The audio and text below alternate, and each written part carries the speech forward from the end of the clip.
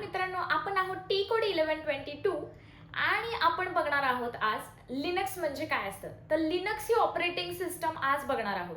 तर तुम्ही जर माझा मागचा व्हिडिओ पाहिला नसेल तर मी तुम्हाला मागच्या व्हिडिओमध्ये सांगितलेलं आहे, तर कंप्लीट गायडन्स केलेलं आहे आणि रोड मॅप तुम्हाला सांगितलेला आहे. 2026 मध्ये जर तुम्हाला डेव्हऑप्स इंजिनियर बनायचं आहे तर तुम्ही काय कुठल्या पद्धतीनं फॉलो केलं पाहिजे आणि कुठल्या पद्धतीनं स्टडी केला पाहिजे याचं थोडंसं गायडन्स मी मागच्या व्हिडिओमध्ये तुम्हाला सांगितलेलं आहे. तर जर तुम्ही व्हिडिओ पाहिला नसेल तर आजच तुम्ही मागचा व्हिडिओ पाहून या, जेणेकरून तुम्हाला हे लिनक्स म्हणजे काय असतं हे नक्की कळेल. तर आपण आज सुरुवात करूया आपल्या मराठी डेव्हऑप्स सिरीजला. तर आज आपला डे 1 आहे. तर डे 1 मध्ये मी तुम्हाला फक्त हिस्ट्री सांगणार आहे, थेरटिकल नॉलेज मी तुम्हाला देणार आहे बेसिकली, आणि त्यानंतर आपण हळूहळू पुढे प्रॅक्टिकली नॉलेज पण बघूया. ठीक आहे. तर आज आपण बघूयात लिनक्स म्हणजे काय असतं. तर लिनक्स ही काय आहे, ऑपरेटिंग सिस्टम आहे. तर ती ऑपरेटिंग सिस्टम जन्माला कशी आली त्याबद्दल थोडीशी हिस्ट्री आपण बघूयात. तर काय होता, एक स्टोरीनुसार मी तुम्हाला सांगते, तुम्ही तुमच्या मनामध्ये व्हिज्युअल करा. जसं काय होतं की एखादी टेक्नॉलॉजी जर आपण शिकत असतो त्यामध्ये जर तुम्ही व्हिज्युअलायझेशन केलं तर तुम्हाला ती टेक्नॉलॉजी खूप चांगल्या पद्धतीनं शिकते. हा तर माझा अनुभव झाला. तर तुम्हाला पण जर त्या पद्धतीने शिकायचं असेल तर इमॅजिन करा असं थोड्या वेळासाठी की एक स्टुडंट होता. म्हणजे मी जे काही स्टोरी तुम्हाला सांगते बेसिकली ती तुम्ही इमॅजिनेशन करा आणि व्हिज्युअल करा. तर एक मुलगा होता, त्याचं नाव होतं लिनस टॉरवाल्ड्स. तर 1991 मध्ये तो एक स्टुडंट होता आणि तो असा सहज बसला होता. तर आपल्या अगोदर जर आपण मागं गेलो तर तिथे युनिक्स ही ऑपरेटिंग सिस्टम चालायची. म्हणजे सगळे लोक युनिक्स या ऑपरेटिंग सिस्टम वरती काम करायचे. तर त्या मुलाने काय केलं, त्या मुलाने पाहिलं की युनिक्स ही ऑपरेटिंग सिस्टम आहे आणि खूप जगभरात प्रसिद्ध आहे आणि सर्वजण तीच ऑपरेटिंग सिस्टम यूज करतात. बट काही लोक अफोर्ड करू शकले नाही कारण की ते एंटरप्राइजेस लेवल होतं. तर त्यामध्ये लिनस यांनी काय केलं की त्यांनी असा विचार केला की आपण याच युनिक्सचा कोड घेऊन आपली ऑपरेटिंग सिस्टम बनवूया. म्हणून त्यांनी काय केलं, त्या कोडमध्ये चेंजेस केले काही, आणि ती काही चेंजेस करून त्यांनी लिनक्स ही ऑपरेटिंग सिस्टम काढली. म्हणून त्यांना नाव असं पडलेलं आहे लिनक्स. LI म्हणजे लिनसचा ली आणि यू हे पुढचं जे अक्षर लेटर्स आहेत ते युनिक्स ऑपरेटिंग सिस्टम मधून आलेले आहेत. असं मिळून ही ऑपरेटिंग सिस्टमचं नाव लिनक्स पडलेलं आहे. ठीक आहे. तर आता ही लिनक्स मध्ये त्यांनी काय काय सुधारणा केल्या किंवा काय काय फीचर्स आहेत आपण ते बघूया. आणि मार्केटमध्ये आज ही टेक्नॉलॉजी ऑपरेटिंग सिस्टम का बूमिंग मध्ये आहे, तर त्याचे बरेच फायदे आपण बघतो. तर त्यामधले फायदे मी तुम्हाला सांगते, जेणेकरून तुम्हाला हे लिनक्स जे आहे ना ऑपरेटिंग सिस्टम ती चांगल्या पद्धतीने कळू शकेल. तर लिनक्स हे काय आहे, ओपन सोर्स आहे, ऑपरेटिंग सिस्टम आहे बेसिकली. आता ओपन सोर्स म्हणजे काय, तर ओपन सोर्स म्हणजे आम्हाला माहिती नाही ओपन सोर्स म्हणजे काय असतं. तर ओपन सोर्स म्हणजे काय असतं की जो कोड आहे ना, जो लिनक्सचा कोड आहे ना ते ओपन ठेवलेला आहे. म्हणजे कोणतेही लोक कोणीही आपल्यासारखे पर्सन्स त्या कोडला चेंजेस करू शकतात. म्हणजे तो कोड बघू शकतात आणि तो कोड चेंज पण करू शकतात. तो कोड पूर्णपणे यूज करू शकतात, त्याच्यामध्ये कॉन्ट्रीब्युशन करू शकतात. या सगळ्याला असं ओपन सोर्स असं म्हणतात. ठीक आहे. तर लिनक्स ही ओपन सोर्स ऑपरेटिंग सिस्टम म्हणजे कोणी पण यूज करू शकतात. त्यानंतर लिनक्स ही क्रिएटेड कधी झालेली आहे, 1991 मध्ये. हे तुम्हाला लक्षात ठेवायचं आहे कारण की बऱ्याचदा काही लोक इंटरव्ह्यू क्वेश्चन्स मध्ये विचारतात. ठीक आहे. 1991 मध्ये लिनस टॉरवाल्ड्स यांनी फ्री मध्ये बनवलेली होती. तर फ्री हे ओपन सोर्स आहे, ऑपरेटिंग सिस्टम आहे.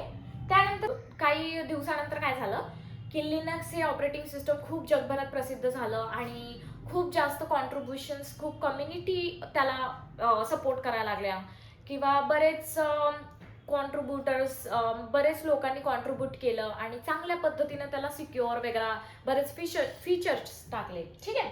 तर आता त्याच्यामध्ये काय होतं की जे लोक आहेत त्यांनी काय केलं, लिनक्सचा कोड घेतला आणि त्याचे आपल्या चेंजेस करून थोडेसे फीचर्स ऍड करून त्याला एंटरप्राइजेस लेवलचं डिस्ट्रीब्युशन बनवलं. तर आपल्याला बऱ्याच मार्केटमध्ये आज बघायला देतात, जसं की उबंतू आहे, फेडोरा आहे, सुसे आहे, रेड हॅट आहे. हे सगळे काय आहेत, लिनक्सचे डिस्ट्रीब्युशन आहेत, म्हणजे लिनक्सचा कोड त्यांनी घेतला, त्याच्यामध्ये काही चेंजेस केले आणि ते मार्केटमध्ये प्रसिद्ध केले एंटरप्राइजेस लेवलने. आता एंटरप्राइजेस लेवल म्हणजे काय, तर एंटरप्राइजेस लेवल म्हणजे थोडक्यात पैसे देऊन घेणे. ठीक आहे, तर डिस्ट्रीब्युशन त्याचे आपल्याला बघायला मिळतात. त्यानंतर डिफरन्स बिटवीन काय आहे विंडोज आणि लिनक्समध्ये, हा खूप इंटरव्ह्यू क्वेश्चन आहे मित्रांनो, तर याच्याकडे थोडंसं लक्ष द्या. तर डिफरन्स काय आहे, एक तर लिनक्स ही जी आहे ती फ्री आणि ओपन सोर्स आहे.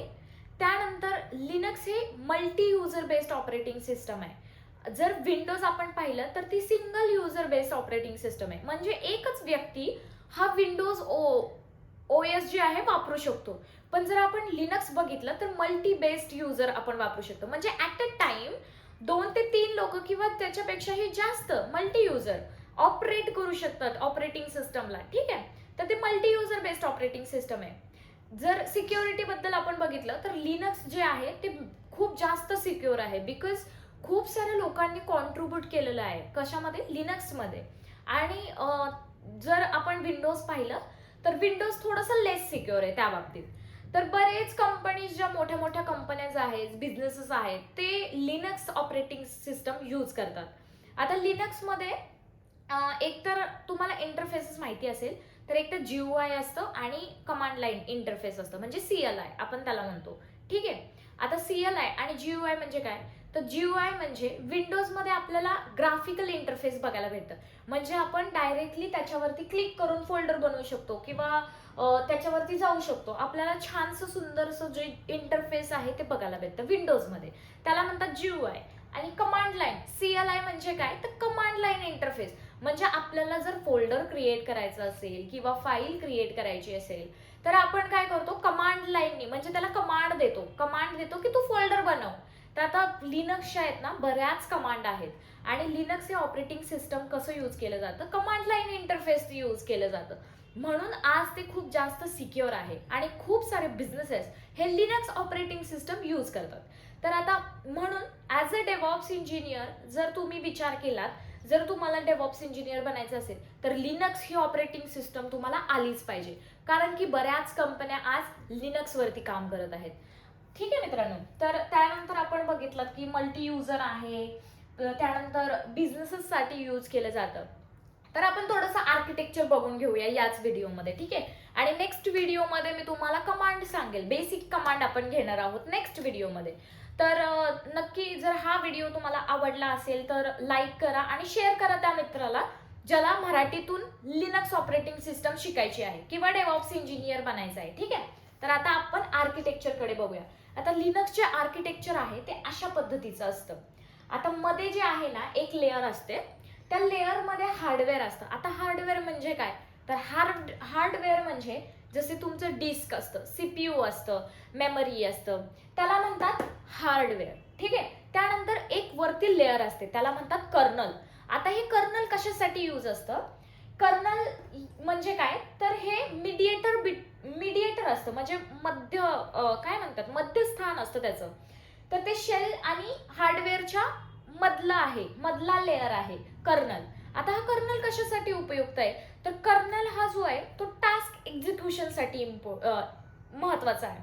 तर टास्क एक्झिक्युशन म्हणजे काय, तर जेव्हा आपण कमांडवरती शेलवरती आपण कमांड देतो की तू एक फोल्डर बनव, आणि ती कमांड जेव्हा आपण देतो तेव्हा कर्नल काय करतो, फोल्डर बनवतो. जर आपण सांगितलं की तू फोल्डर क्रिएट कर, तर तो काय करतो, एक्झिक्यूट करतो टास्क, म्हणजे परफॉर्म करतो टास्क बेसिकली, आणि फोल्डर क्रिएट करतो. ठीक आहे, कर्नल. त्यानंतर वरती एक लेअर येते ते म्हणजे शेल असते. आता ही शेल कशासाठी इम्पॉर्टंट आहे, तर शेल हे जे आहे ते सिंटॅक्स चेक करतं. आता सिंटॅक्स चेक करणं म्हणजे काय, तर सपोज आता मी एक कमांड दिली त्याला, लिनक्सच्या भरपूर साऱ्या कमांड आहेत, तर एक कमांड आपण बघूया जे की फोल्डर बनवायची कमांड आहे. ठीक आहे, जसं तुम्ही विंडोजवरती फोल्डर बनवता, न्यू फोल्डर करता आणि तिथे तुमचा फोल्डर क्रिएट होतो, राईट. त्याच पद्धतीनं लिनक्सवरती आपण कमांड देऊन फोल्डर बनवतो. आता ते कमांड काय, तर MKDIR, मेक डिरेक्टरी. आपण जसं विंडोजमध्ये फोल्डर म्हणतो फोल्डरला, ठीक आहे, तसंच लिनक्समध्ये आपण फोल्डरला काय म्हणणार आहे, डिरेक्टरी म्हणणार आहे. तर MK म्हणजे मेक आणि DIR म्हणजे डिरेक्टरी. सो मेक dir ही अशी कमांड जी आहे, म्हणजे आपण काय सांगतोय लिनक्सला की तू एक फोल्डर बनव mkdir.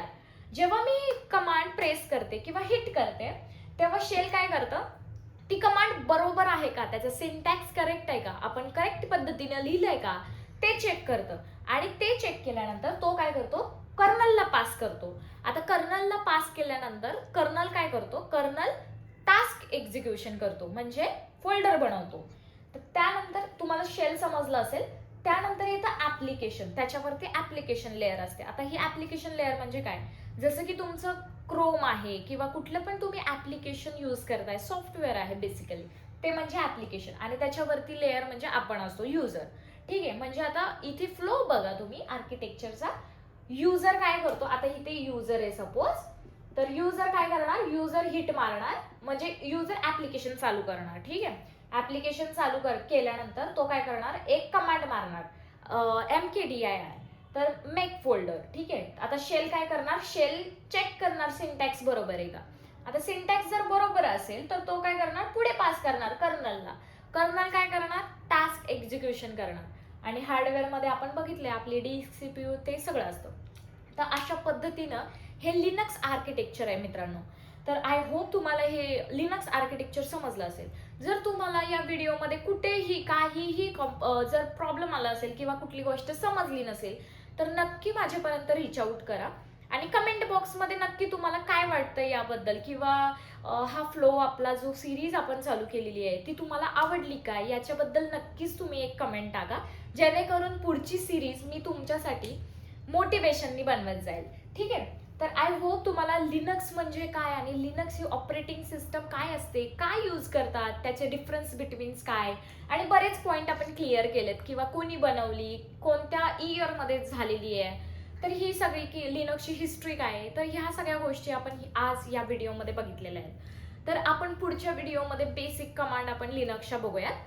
आणि लिनक्सच्या बेसिक कमांड एकदा झाल्या तर मी तुम्हाला प्रॅक्टिकली हँड्स ऑन करून दाखवणार आहे.